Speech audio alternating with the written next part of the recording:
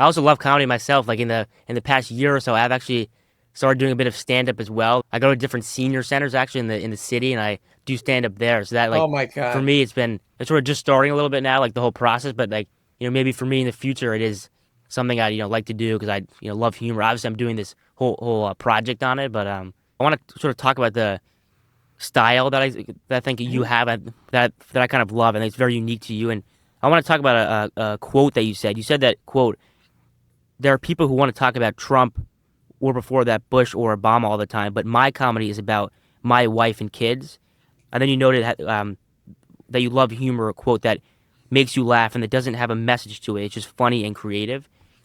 So I think kind of reading that, like it sort of kind of becomes clear that like your comedy sort of tries to steer a little bit away from politics in a way, and it doesn't is sort of meant to entertain, not really persuade your audiences on like certain political points. On like many comedians when they do their comedy, they're trying to make a point about a certain political. I know right now late nights sort of in the spotlight as to whether or not it kind of goes too much to one side. So I guess my question is sort of why have you sort of steered away from political humor? Like, is there value to you? Well, Yeah, yes. I mean, I do think, I do think political humor has its place, and I certainly I'm not denigrating people that do that. I think to me, it's kind of about what your passion is. Do you yeah, know what I mean? And what you think about. And to me, I'm much more interested in talking about my family, and yeah, that's more that I'm passionate about than politics. And and I get sick of Trump, yeah, to be honest, yeah, and sometimes when we go to dinner with someone and they start talking about, it's like, we're not gonna we I don't disagree with that, whatever you're saying. It's just that I feel like we've had this conversation a million times, and right, it's yeah, and it's not helping, it's not and um I guess I think it's important as a stand-up to talk about things that you're interested in, what you're most interested in. And so for me, that's what I'm most interested in. yeah. Yeah, kind of to that point, much of your stand-up, I think, draws on kind of like everyday experiences in a way. Things like parenting, marriage, kind of life's small annoyances. And there's another quote, not to give, not to read too many quotes, but that you said, you said, quote, I wasn't trying to change the world in any way, but there's something of value to comedy which makes you laugh, and I'm grateful for those who make me laugh. So I guess why are you sort of drawn to that type of material, like sort of the more of the mundane aspects of life? I think it's just so relatable to audiences. I think that I personally love to kind of listen to. Yeah, I guess it's just, it's funny that I think comedy, I think people don't value enough. It just seems sort of silly and not helpful in a way. But I know for me, when I've been depressed or whenever, things that have made me laugh, I'm so grateful for that. And I remember being really depressed one time when I was younger, and I watched an episode of Monty Python, and I laughed so hard, and I was so grateful to those guys for doing that for me. Yeah, it's like coping So mechanism, sort of, right? yeah, Yeah, I think so. I definitely think so, and I think humor it it connects people because it's like, hey, I'm experiencing that same thing, and that's the reason I'm laughing, is because I'm relating to what your life is about, you right. know. And I think humor, uh, you know, bad humor is sort of bully humor, Yeah, but I think good humor, it brings us together. yeah, yeah. I think like also today, especially in like the current political climate, satire right now can often be weaponized right now. I think there are a lot of obviously like I mentioned, late nights kind of in the spotlight because many people think that political humor maybe can't be effective, and that when you combine politics with humor too much, then it can kind of be dangerous and sort of, as I said, weaponized in a way. So I guess it sort of seems like your humor has always focused on kind of like when you speak to your audience, it's kind of just bringing people together and kind of focusing on like what can connect people and the jokes that can do rather than sort of making a point. So I guess like when you're doing that, do you feel a certain obligation to the audience to sort of just be that entertainer for them and not really worry about like what people's views, what their background, their race, their perspectives are, and just kind of be that you know connector for them? Yeah, I think, I mean, I do, I think there are certain comics who, I think there are certain political comics who I think are great, and I think they're Yeah, insightful, and I learn from them, and I laugh. There's other comics where they're political comics. I can agree with everything they're saying, but they don't make me laugh at all. And I'm kind of like, yeah, well, we are here to laugh. Do you know what I yeah, mean? yeah. So I also think, you know, I'm the middle child of five kids. Right. So I've got an older sister, older brother, younger sister. And I think when you're in the middle like that, that's more your role of bringing people together as Yeah, opposed to. So I kind of felt like I feel like that was sort of my role in my family, and I yeah, feel like that has continued in life. yeah. One of the main things that you're kind of famous for is the one line, like the sort of one line punchers. And actually, I was watching a video on YouTube before this. It's like kind of like a 25-minute video of you actually just on like a I'm not sure when this was, but it was you giving a performance and you kind of just riff off like a bunch of one liners for like 20 minutes, and they're just so hilarious. I guess I was curious about why you sort of relied on that style, that sort of punchy Well, brevity. yes, well, that's a good question because when I started, I tried everything. Yeah. I tried telling stories, I tried doing bits, I tried impressions. I was the worst impressionist you've ever heard. Uh, really? And I realized pretty quickly that my strength was just writing jokes. Right. And I've sometimes tried to tried to do other things and tried to tell stories and whatever. And it always just comes back to that. So I do think you have to go with your strength, even if, it's like I feel like I go on and throw a knuckleball and that's what I throw. And it's like I would love to throw a fastball and a curveball. I Yeah. just don't know how, Yeah. So Right. you just have to kind of go with what you're good at. If even if you're like, oh, I'd like to be good at a few things, but this is the one thing I seem to be able to do. Yeah. Can you give us a one liner right now? One that you've kind of done in the past that you think would be kind of funny to give our audience here. Not to put you on the Oh, spot. Sorry to put you on the spot, but oh my gosh. Um, I have this joke about, do you ever have a friend you've known a long time tell you something that just blows your mind?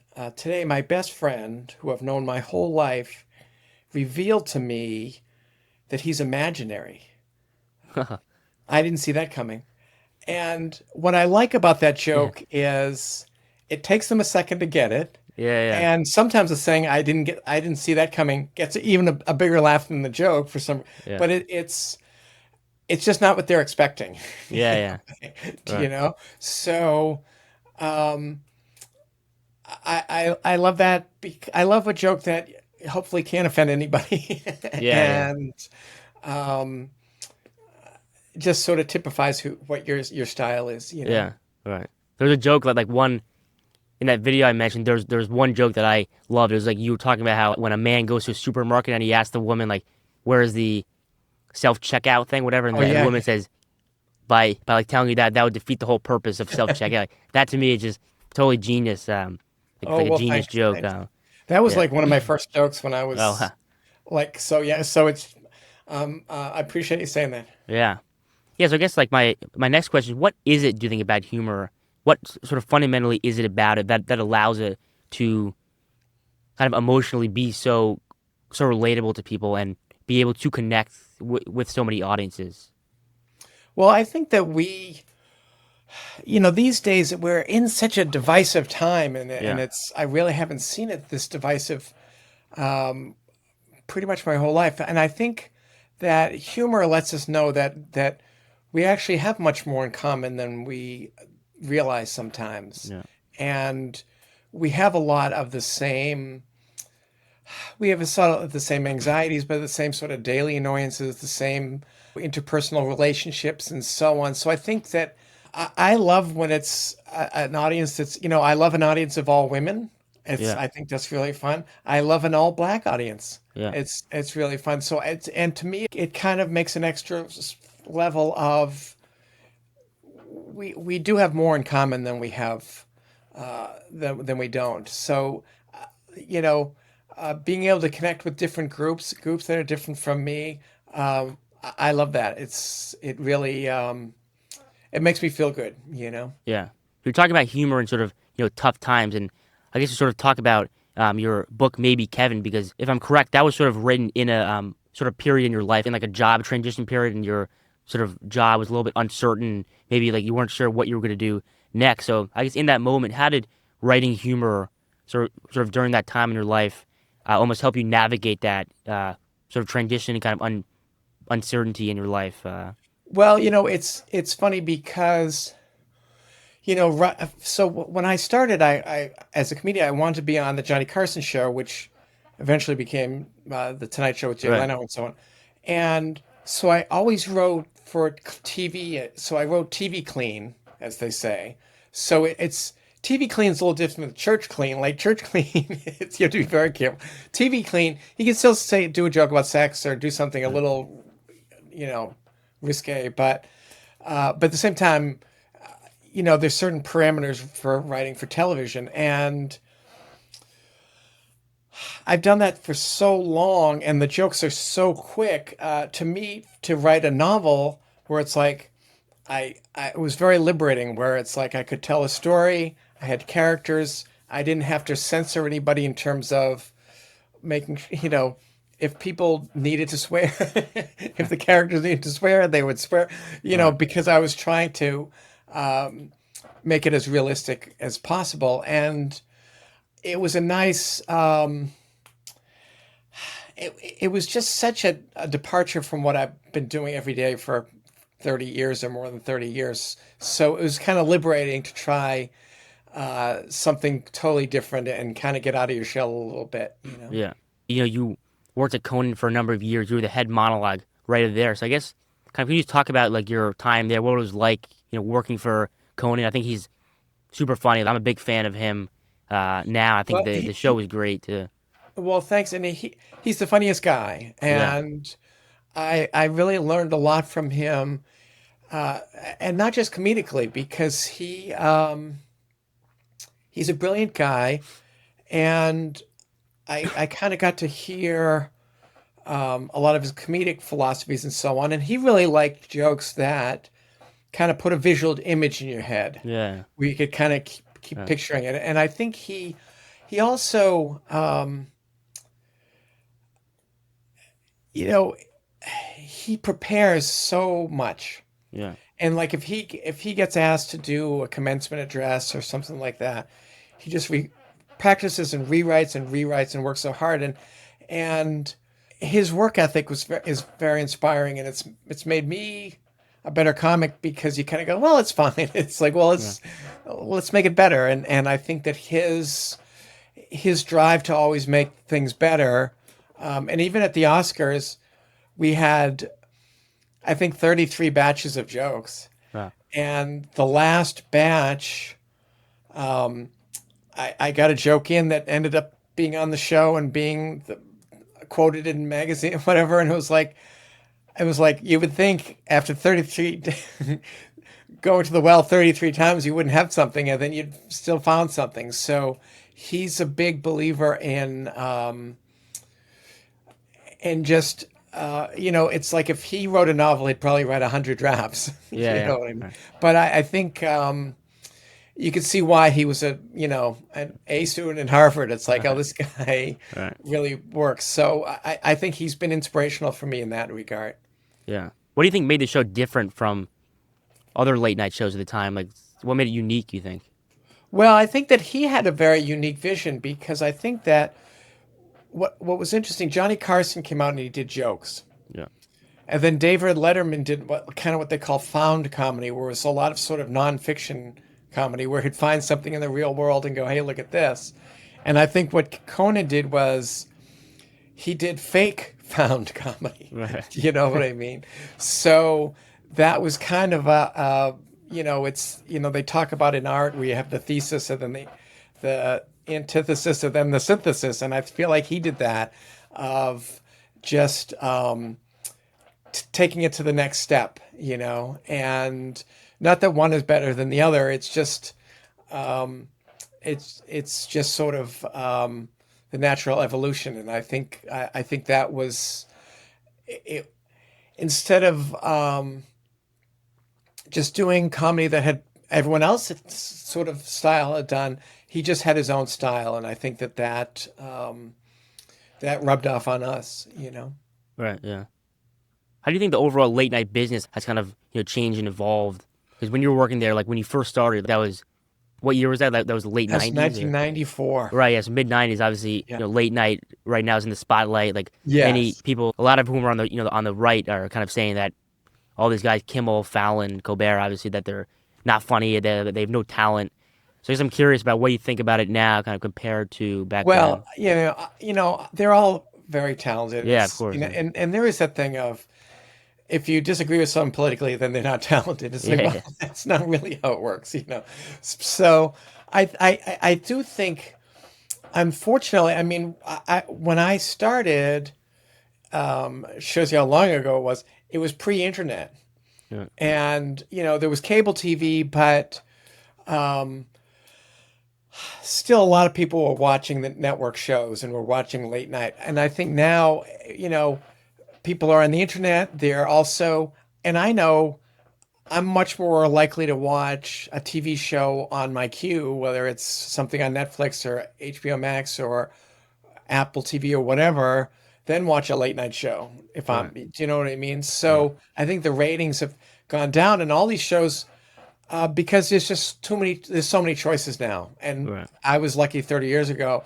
There were far fewer choices, and the people 10 years before me, or 15, 20 years before me, Johnny Carson kind of had it to himself after Right. 11:30. Right. Yeah. So he would get 10 million viewers a night or whatever it was, 15 million, and then it's steadily gone down just because there's so many choices now to watch. So, um, late night or TV in general, shows just don't have the impact that they used to have. Right. When MASH went off the air, the final episode had 60 or 70 million people or something Yeah. now. Nothing gets close to that. If something gets 7 million, that's like a gigantic hit. Right. So, um, it's just the state of the industry. It's just there's so many choices now, and there's so many other venues, and people are watching TikTok on their phone Yeah. instead of watching TV or whatever. So, Right.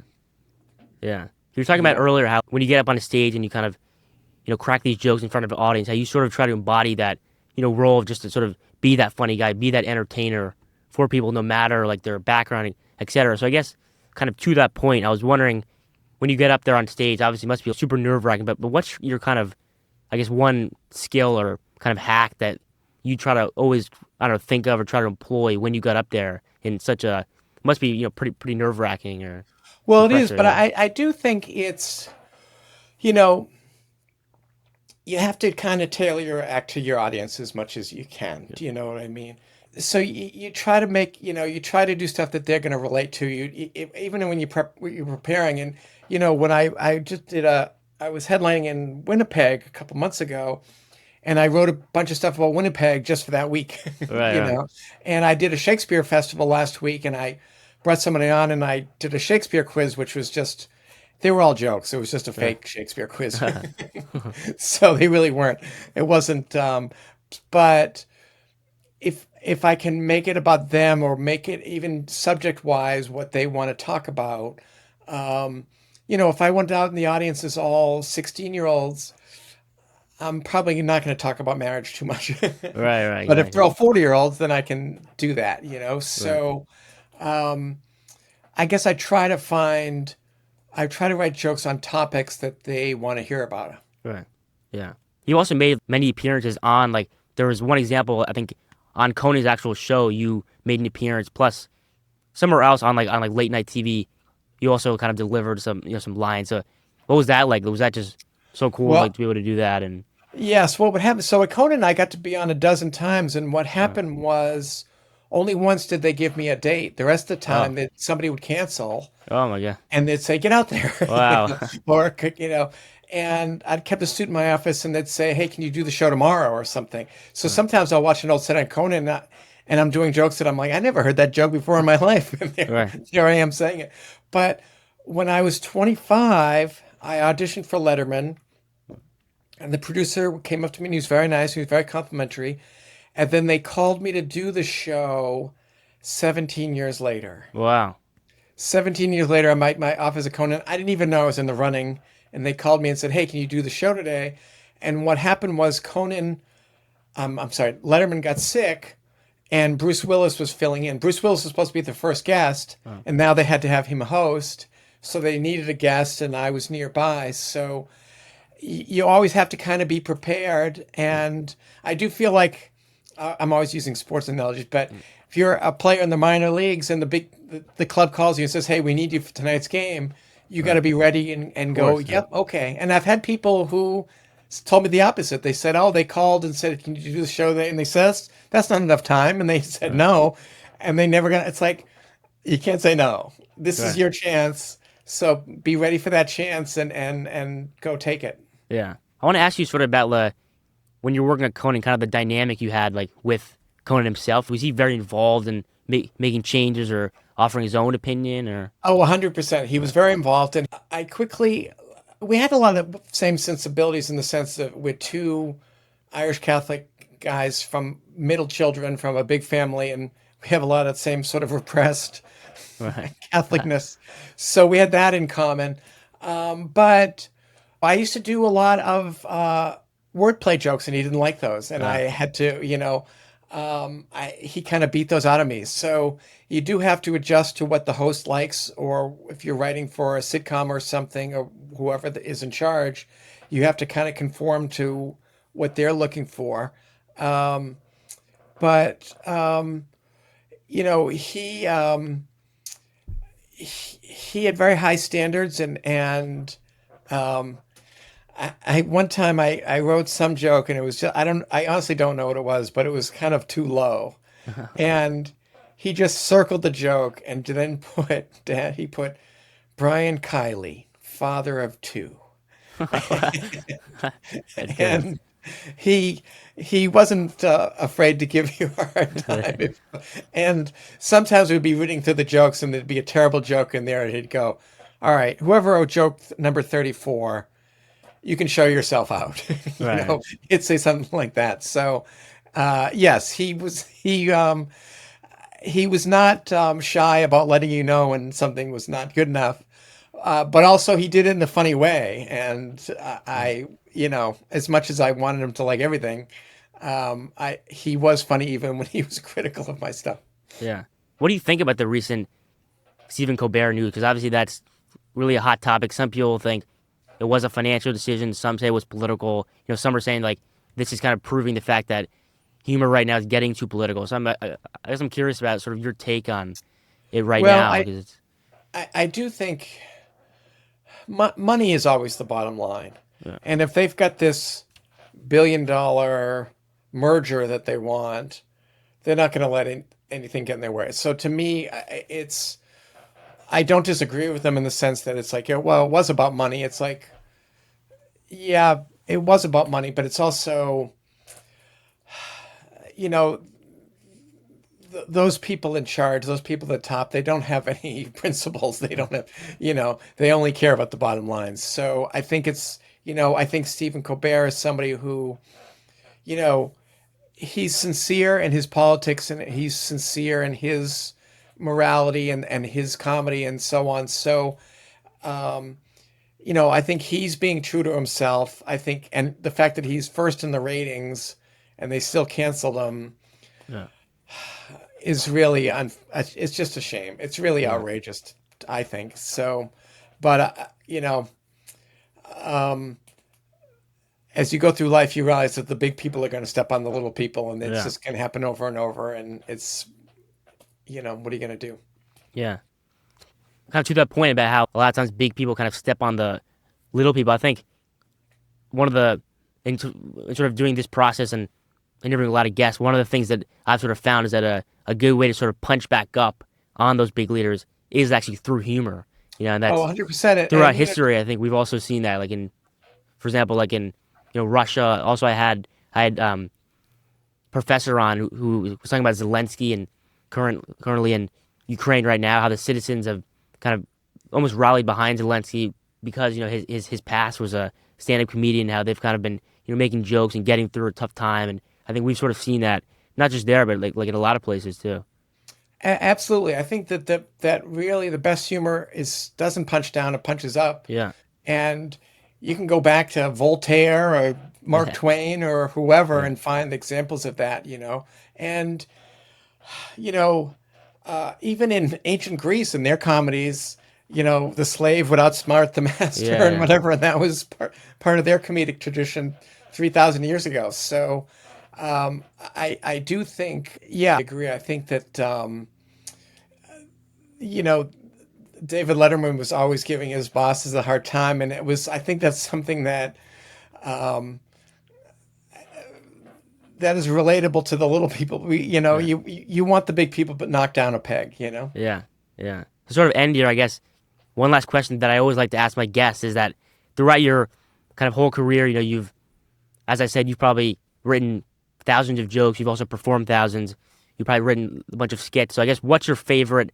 It can be a joke. It can be a skit that you wrote. What's your favorite that you've produced or written Oh my through your gosh. career? I know it's a tough Um, question because there's probably so many, but yes. Gosh, I don't know if I can think of a favorite one.